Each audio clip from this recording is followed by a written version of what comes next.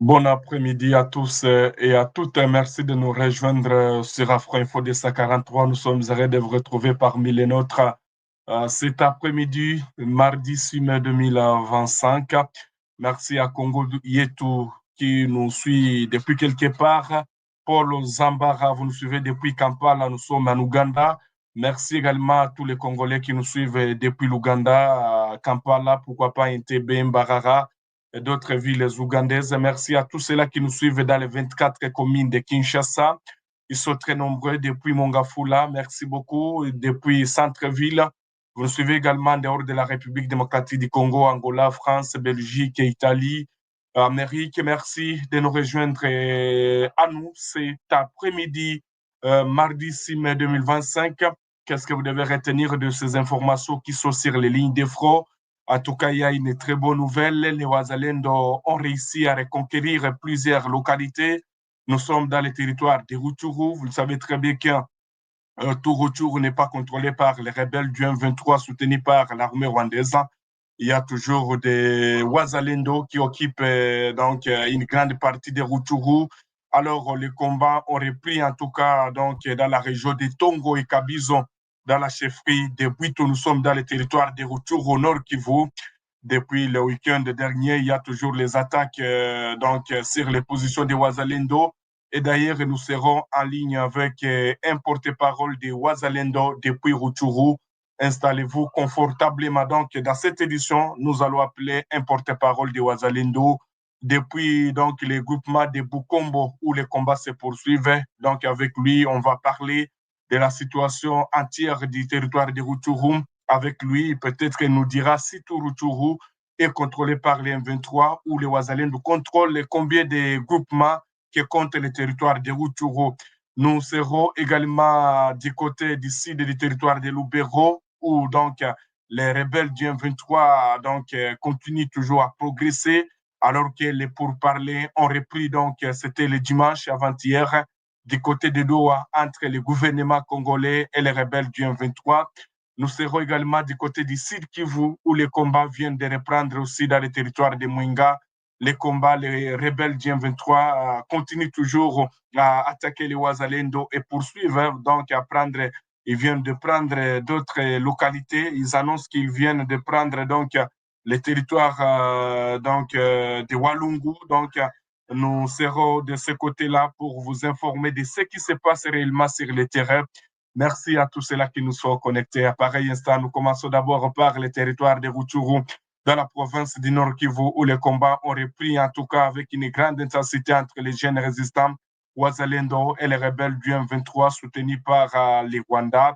Vous devez retenir que ces combats se concentrent surtout dans le groupement de Tongo, dans le village de Kabizo, dans la chefferie de Bwito, territoire de Rutshuru, au Nord Kivu. Depuis le week-end dernier, les rebelles du M23 et les combattants Ouazalendo du CMC bar FDP s'affrontent également dans les Loubouesside, Boussienen et Kabizo et dans les villages qu'on appelle Kisangani, alors que certaines sources avaient rapporté ce week-end que les Ouazalendo avaient réussi à repousser toutes les attaques des rebelles du M23. La situation a basculé, en tout cas ce mardi, selon un notable local. Les rebelles du M23 ont repris Kabizo, donc selon un notable.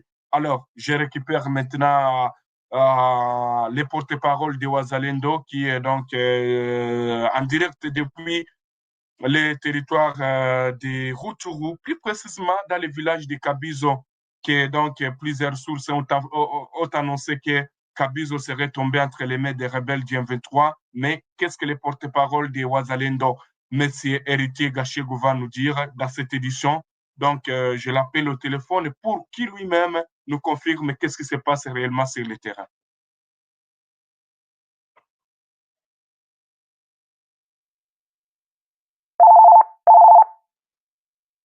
Héritier Gachegou, bonjour.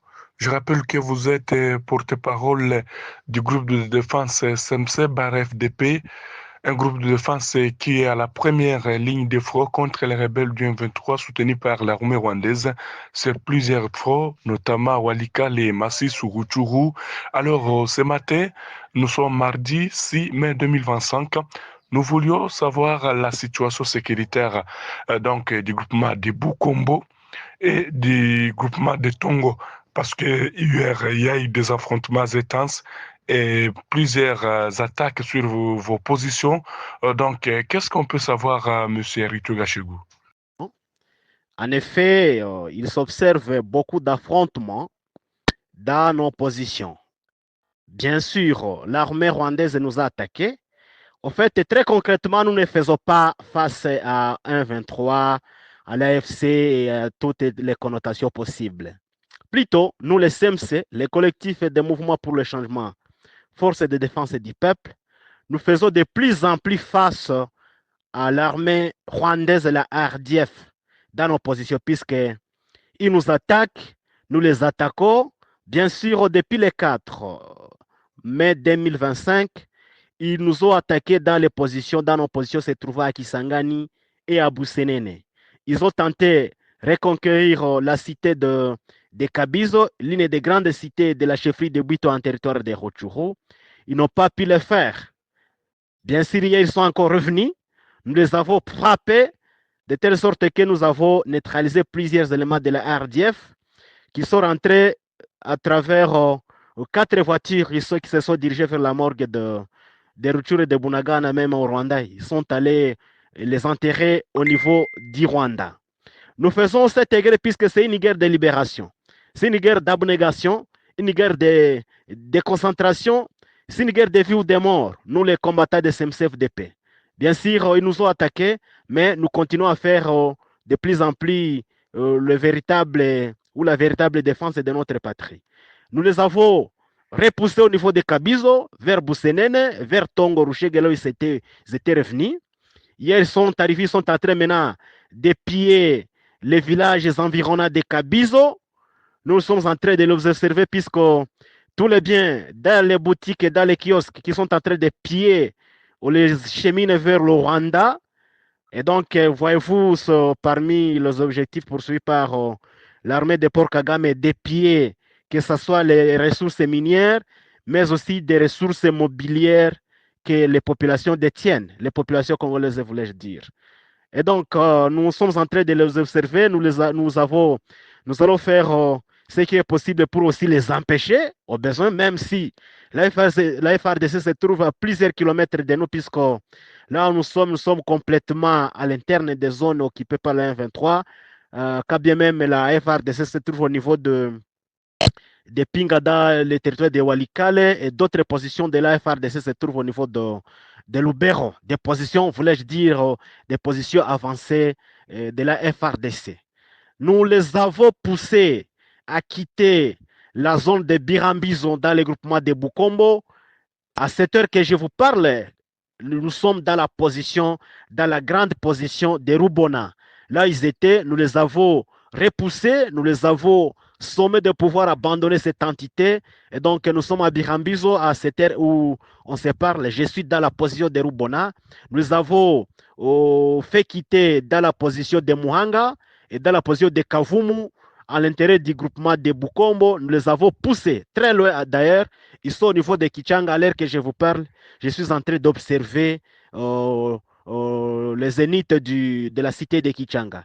Et donc, nous, le collectif des mouvements pour le changement, nous avons fait le réel plaisir de défendre la patrie, puisque personne ne nous a invités. Nous le faisons et nous demandons toujours à la FRDC d'assumer toute sa responsabilité et surtout au gouvernement congolais qui est présidé par le chef de l'État, Félix-Antoine Tshilombo, de quitter la diplomatie de somnambulisme puisque le Rwanda fait toujours la guerre de talk and fatching, donc de combattre, de négocier, de parler, encore de combattre. Donc toutes les négociations qui se font par-ci et par-là, que ce soit au niveau de Doha au Qatar, que ce soit au niveau de Washington DC, au niveau des États-Unis d'Amérique, nous pensons que c'est vraiment l'une des grandes distractions à laquelle le gouvernement congolais s'était mis et qui d'ailleurs va profiter très cuidamment à l'endroit de Kigali qui prépare toujours l'avancée vers la ville de Butembo et la ville de Beni. Et donc, aujourd'hui, nous sommes en train, nous qui sommes à l'interne, dans les zones occupées par l'M23, nous qui combattons énergiquement, nous qui sommes très farouche à l'idéologie poursuivie par Kagame sur les sorts congolais. Il est en train d'imposer notre neutralisation, bien que nous ne sommes pas prenables par l'armée rwandaise. Et donc, pour pouvoir neutraliser toutes les forces derrière, en fait, d'avancer maintenant sur les grandes villes, notamment la ville de Beni et la ville de Butembo. Et donc, ça, c'est vraiment une sonnette d'alarme que nous lançons à l'endroit de Kinshasa pour se préparer conséquemment. Parce que nous sommes préparés conséquemment. Et donc, nous ferons ce qui est de notre niveau pour démanteler, démystifier davantage l'armée rwandaise. Sûrement, nous faisons ce devoir parce qu'il est le nôtre. Parce que même nos générations futures le feront. Et d'ailleurs, même les générations anciennes l'ont fait. Et donc, nous sommes partie de cette nouvelle génération qui fait cette grande démonstration de force à l'endroit de l'armée rwandaise. Nous n'allons pas céder aucun centimètre par volonté, ni par contrainte. Plutôt, nous allons contraindre l'armée rwandaise de pouvoir quitter les sorts congolais. Si du moins l'armée congolaise resterait toujours aussi à notre côté, puisque nous le faisons. Et d'ailleurs, le premier devoir de la défense de la patrie et de la souveraineté nationale, ça serait Kinshasa, la FRDC. Mais nous, les Wazalendo, nous sommes invités à la table parce que c'est notre sort, parce que nous sommes un peuple qui ne va pas abandonner son sort, un peuple qui ne va pas abandonner son identité, un peuple et donc qui va toujours maintenir son histoire sur son sort congolais et toute sa culture. Nous, les Wazalendo, nous sommes un peuple congolais qui n'allons pas céder aucun centimètre, ni par contrainte, ni par force, ni par négociation à laquelle le gouvernement congolais se met davantage. Et donc, nous sommes au niveau de Bukombo très concrètement. Nous les poussons très loin à Bukombo comme à Tongo. Nous sommes dans plusieurs localités du territoire de Rutshuru. Ce que je vous avais dit toujours dans les émissions précédentes. Il est vrai qu'il est dit publiquement que l'armée rwandaise, l'M23 et l'AFC, contrôlent Rutshuru Centre, Kiwanja, Bunagana, ainsi de suite. Mais nous contrôlons toujours de vastes étendues du territoire de Rutshuru, de vastes étendues du territoire de Massissi, ce que je vous ai dit toujours la fois passée, et que nous les avons neutralisés lors de son passage, l'M23 et l'armée rwandaise, lors de leur passage, quitta Walikale Centre au niveau de Lukweti, non loin de Nyabiondo, avec la PCLS et la NCDH de Jean-Marie. Et donc, nous faisons toutes ces opérations, et d'ailleurs, au niveau de Mihara, dans la chefferie de Bachali Mokoto, dans le territoire de Massissi, nous les avons neutralisés depuis avant-hier. Nous avons lancé plusieurs attaques sur la cité de Gashuga, toujours dans le territoire de Massissi. Et donc, toutes ces opérations que nous faisons conjointement avec la PCLS, la NCDH et le SMCFDP au niveau de Walikale, à la sortie de Walikale, au niveau de Massissi. Et donc, nous le faisons parce qu'il est de notre devoir. Nous allons toujours continuer parce qu'il est de notre principe sacro-saint que nous n'allons jamais céder parce que ce que nous faisons, c'est la patrie ou la mort. Merci beaucoup.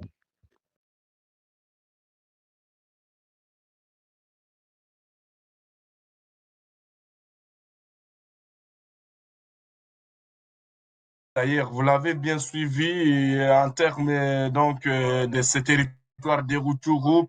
Vous devez retenir que le territoire de Rutshuru reste divisé entre les forces donc en présence. D'un côté, les rebelles du M23 appuyés par l'armée rwandaise. De l'autre côté, il y a les Wazalendo qui viennent en appui à l'armée congolaise. Dans le groupement de Mutanda, les rebelles occupent l'agglomération de Ngoroba, tandis que les Wazalendo contrôlent l'ensemble du groupement de Bambo. Donc, vous verrez que l'ensemble du groupement de Bambo n'a jamais été touché par les rebelles du M23. C'est toujours à l'intérieur de Rutshuru où il y a la présence de Wazalendo.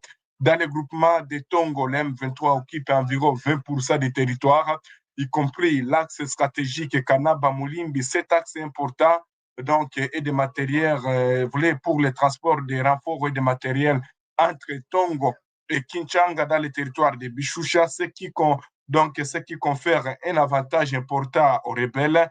En parallèle, d'autres affrontements ont été signalés dans le territoire de Massissi, notamment dans les régions de Bouabo. Donc, la précision sur l'ampleur et le bilan de ces combats ne sont pas encore confirmés, alors que les cessez-le-feu signés entre Kinshasa et les rebelles du M23 restent réels sur les papiers, mais sur le terrain, les rebelles, en tout cas sur le terrain, les rebelles poursuivent la conquête des entités. Vous devez retenir que ce mardi 6 mai, le président de ces rebelles M23, Bissimo, a annoncé la prise donc des contrôles du territoire de Walungu au Sud Kivu. Le territoire de Walungu est sécurisé par les rebelles, ce qu'il a écrit. Donc, après plusieurs tentatives de déstabilisation de cette contrée par les forces de la coalition, selon Bissimois, donc, ils ont récupéré Walungu. Vous verrez que alors qu'ils se retrouvent du côté de Doha, où les discussions ont repris selon nos confrères de la radio Capi, mais sur le terrain, en tout cas, le cessez-le-feu n'est pas respecté. Pendant ce temps, plusieurs civils restent coincés coincés, voulez dire, dans les cas, et d'autres quittent le pays pour trouver refuge dans les pays étrangers, vu que toujours il y a des affrontements qui se passent d'ici et là dans le territoire de Lubero. Les rebelles ont pris le contrôle de plusieurs villages depuis le week-end dernier. Il y a parmi eux la cité des pêches de Lunyaseng. Et d'ailleurs, il y a la société civile qui alerte ce matin qu'il y a donc une vague de la population qui est en train de quitter donc Musinda, Katundu, Bukununu et se dirige vers Kavignong. Nous sommes dans le territoire de Béni. Vous verrez que donc les autorités doivent intervenir vite pour que les rebelles ne puissent pas se retrouver du côté de Béni, alors qu'ils ont contourné les positions pour aller se retrouver dans les territoires. Alors, du côté du Sud Kivu, comme nous parlons, il y a les affrontements qui reprennent au moment où nous sommes en train de vous parler, où nous signale que les combats sont étendus du côté de Mwenga. Voilà.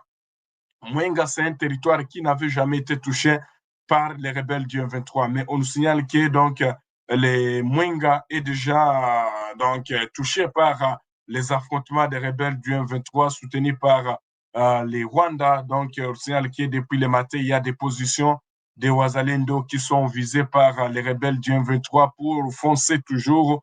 Mais qu'est-ce qui se passe selon les dernières sources ou les sources qui nous viennent? Des combats violents sont en cours à Mwenga. Nous sommes dans dans les centres de Luhinja, dans la province du Sud Kivu, entre les rebelles du M23, soutenus par les Rwandais, et les Wazalendo du groupe de l'EPC du général Leruma, soutenu par les Wazalendo du général Yakotumba.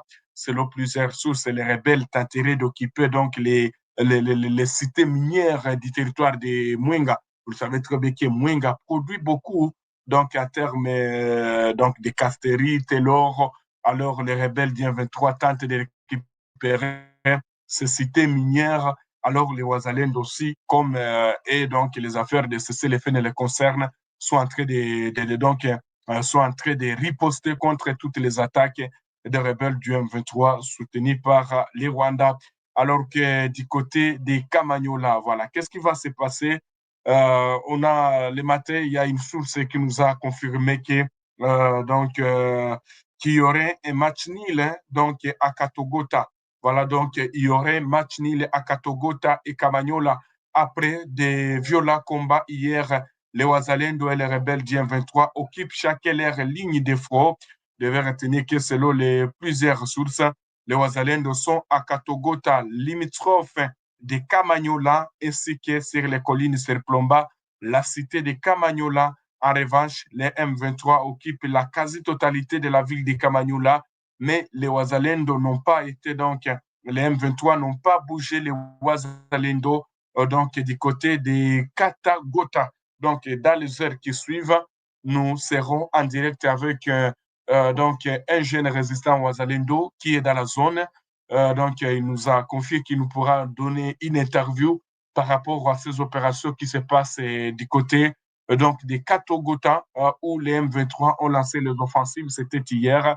Les matins, donc les M23 n'ont pas pu réussir à déloger les Ouazalendo. Donc, sur le terrain, Donc, pendant que les FARDC observent le cessez-le-feu, mais les M23 continuent donc, à avancer. D'ailleurs, les autorités doivent être vigilantes parce que les M23 ne cessent donc de progresser.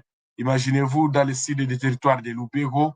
Également, donc, ils venaient à peine d'annoncer qu'ils ont récupéré donc Walungu. Donc, vous verrez que les M23, donc les FARDC doivent intervenir urgemment pour que donc, les M23 ne puissent pas progresser parce que jusque-là, Mwenga est sous contrôle des FARDC et Ouazalendo également la ville d'Ouvira. Alors, donc, il y aura donc beaucoup. Donc, il y a quelqu'un qui nous demande c'est à quelle heure qu'il y aura cette interview tout à l'heure. À moins que donc, nous allons nous arranger pour voir si on va trouver les crédits parce que pour l'appeler, il me faut beaucoup de crédits. Alors, si vous apportez chacun sa contribution, on aura l'état d'atteindre ces Wazalendo qui sont dans la zone pour qu'ils nous donnent toutes les informations de ce qui se passe sur les lignes de front. Les combats se poursuivent, en tout cas d'une grande intensité. Mais qu'est-ce qui se passe concernant donc, les principes d'accord de Doha, selon ces Mouzalendo que vous venez à peine de suivre? Donc, lui pense que la diplomatie ne fera rien dans cette guerre parce que, donc, les cessez-le-feu, d'abord, les accords là qui ont été signés du côté donc, de Doha. Mais Héritier Gachigou, porte-parole de Ouazalendo, vous l'avez bien suivi dans l'interview. En tout cas, il insiste que cette guerre puisse finir par les armes. Mais qu'est-ce qui se passe sur le terrain? Il y a toujours les combats sur place. Alors, chers téléspectateurs d'Afro-Info 243, je l'ai toujours dit que le cessez-le-feu signé entre Kinshasa et les rebelles du M23, cette cessez-le-feu reste réel sur les papiers, mais sur le terrain, les rebelles poursuivent en tout cas donc les attaques sur les positions de Ouazalendo. Alors, on va prendre cette information, un accord de paix historique entre le Rwanda et la RDC qui pourrait être signé à la Maison-Blanche à la mi-juin. Donc, le président américain Donald Trump et le président congolais Félix Tshisekedi et le président rwandais Paul Kagame devraient être présents à la cérémonie. En tout cas, c'est ce qu'a annoncé le ministre des Affaires étrangères rwandais, Olivier Nduhungirehe, a confirmé la présence d'autres dirigeants clés, notamment l'émir du Qatar, le président togolais Faure Gnassingbé, médiateur africain, le président Kenya William Ruto. Voilà, c'est ce que donc, le ministre des Affaires étrangères, Olivier Nduhungirehe, a déclaré que donc il y aurait un accord historique qui sera signé pour trouver la paix durable. Mais sur le terrain, les gens peuvent dire qu'est-ce qui se passe. L'M23 continue donc à reconquérir certaines localités, alors que des attaques se multiplient toujours sur les positions de Ouazalendo. Est-ce que le cessez-le-feu est respecté? La réponse c'est dit, donc c'est non. Alors, on va prendre cette information aussi. Le président Tshisekedi qui s'est adressé aux journalistes. Qu'est-ce que Tshisekedi a dit aux journalistes? La liberté de la presse exige une responsabilité patriotique en temps de guerre. Donc, pendant la guerre, le président a appelé les journalistes d'être des patriotes. Donc, être patriote, donc respecter la liberté, la liberté de la presse n'exclut pas d'être patriote quand il s'agit donc de défendre son pays. En tout cas, le président Tshisekedi l'a bien dit aux journalistes hier à Kinshasa lors de la commémoration de la Journée internationale de la liberté donc de la presse pendant que la RDC donc est touchée donc par cette guerre qui s'écoule l'Est de la République démocratique du Congo où toujours les journalistes font face à des menaces, surtout dans des zones touchées par les rebelles du M23. Vous verrez que les journalistes, en tout cas, ne parviennent plus à communiquer comme il faut. Donc, dans les zones contrôlées par les rebelles du M23, soutenues par l'armée rwandaise. Donc, il est en train de sonner 14, 12, je voulais dire 13h48 minutes. Je vais vous quitter un peu pour voir si j'aurai donc cette interview avec les résistants Ouazalendo qui sont donc, du côté de Kamanyola, également du côté de Mwenga Fizi, pour vous donner les informations de ce qui se passe sur les lignes de front. Le plaisir pour moi était de vous informer cet après-midi de ce qui se passe. Donc, partagez cette information, likez, ça nous fera du plaisir. Merci à Brigitte Ouasse. Merci également à Nadège depuis la France. Merci à les Titan Droquois. Donc, je vais vous laisser peut-être suivre Olivier Ndoungire, le ministre rwandais des Affaires étrangères. Également, vous suivrez également le président Félix Antoine Tshisekedi Tshilombo. D'abord, je vais vous laisser suivre donc Olivier Ndoungire qui a donc déclaré qu'il y aurait donc un accord qui sera signé donc qui permettra qu'il y ait la paix durable dans la région des Grands Lacs. Je vais vous laisser suivre. Mais les deux parties ont soumis leur contribution aux États-Unis, à la partie américaine, qui va consolider, qui va mettre en place et finaliser un projet d'accord de paix entre les deux pays. Nous, les ministres des Affaires étrangères, nous allons nous rencontrer dans la 3e semaine de mai pour finaliser ce projet d'accord qui aura été discuté par des experts auparavant. Et puis, on espère qu'à la mi-juin, il y aura une signature de cet accord de paix à la Maison-Blanche, donc avec le président américain Donald Trump, les deux présidents concernés, mais également les présidents des pays ou des communautés qui ont joué un rôle dans la médiation. Le président, le chef d'État, puisqu'il y a l'émir du Qatar, il y a le président togolais, bien sûr, qui est le médiateur africain, et aussi le président kenyan qui représente l'EAC, et le président zimbabwéen qui représente la SADC.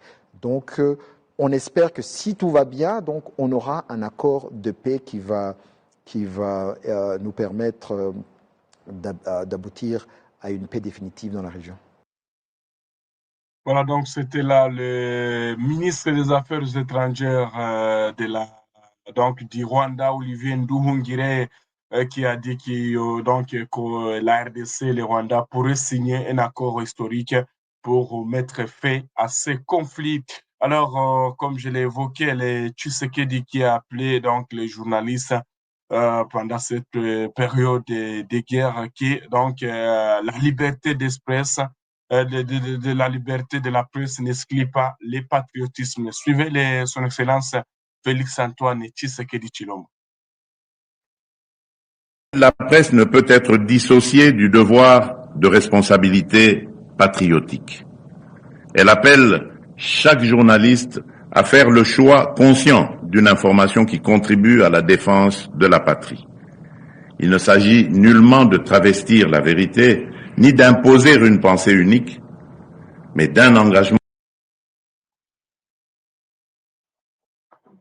Voilà, c'était là le président Félix Tshisekedi Tshilombo qui a appelé les journalistes au patriotisme.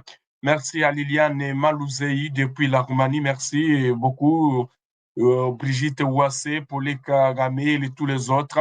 Merci à Oscar Bondo depuis Lubumbashi. Merci beaucoup à Gaskai depuis Kolwezi. Roger Kiaimba Moufachi. Voilà, que le président Fati fasse beaucoup attention à nos voyages. Voilà, merci beaucoup. Donc, et tous les autres téléspectateurs, merci. Ça a été un grand plaisir pour moi de vous informer. Cet après-midi, pendant qu'il est en train de sonner 13h52, je vais tenter pour revenir tout à l'heure avec cette interview de Ouazalendo qui se trouve du côté du côté de Camagnola, pourquoi pas d'Ouvira et de Fizi. Merci à Thomas Bukondo depuis la ville de province de Kinshasa. Voilà, merci beaucoup. Thomas Bukondo, Tita Androkwa. Voilà, Denis Kabasele. Merci Moïse Mugatoa. Bon après-midi. Voilà, donc merci. Et également, vous suivrez donc l'intégralité de l'interview donc le Ouazalendo du groupe de défense CMC nous a accordé après avoir quitté ici cet après-midi. Alors, si c'est ta première fois de nous suivre, likez, partagez nos vidéos, ça nous fera du plaisir. Et si vous voulez nous soutenir avec $1 et $2, donc ça nous fera en tout cas aussi du plaisir. Donc, le numéro RTL Money est là. Également, vous pouvez envoyer votre contribution sur Super Thanks. Anne Mapendo, merci beaucoup, Anne Mapendo. Donc, rendez-vous pour un prochain numéro d'actualité à tous et chacun. Portez-vous bien.